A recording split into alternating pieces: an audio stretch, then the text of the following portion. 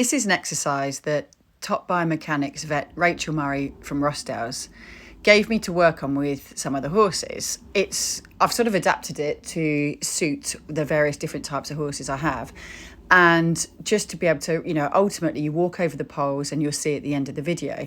But to warm up, I'd like to make him a bit more supple. So I kind of had a little play around, and you can see I did a little pirouette, start towards a pirouette there, making sure that I can keep him near the poles and just sort of working a bit shoulder fore. And what I'm really looking for is just to make sure that the horse is equal left and right side. Does he move as fluently and evenly each side?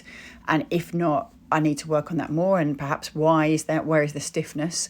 You can see I then do a little bit of travers as well, so just being able to, again, the same thing sort of left and right, so that I can make sure that he's equal on both sides and supple through the middle of his body and not just his neck.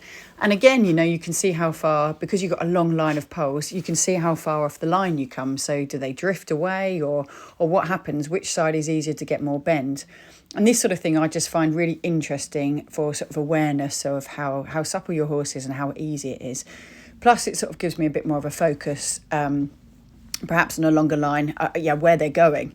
So then I start to work a little bit of leg yield, because some horses would back off the poles a bit, and you'll see when we, this sort of is a sort of warm up before the poles, and you can see I now start to walk over them. And what I want him to do is walk over them pretty parallel. So hence why I've used the suppleness to start with, and I've used the leg yield.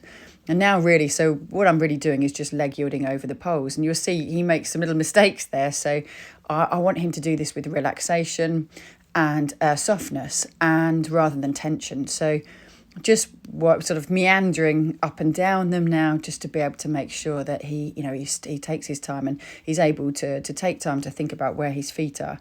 And what it's really doing is helping him. He's obviously lifting his legs up, he's working his joints, and this is really clever here. He's sort of warmed up to this, and you can see he's supple, being able to really bend his joints and staying soft at the same time. So this is really quite nice coordination here between horse and rider, and I think he does quite a nice job of that there.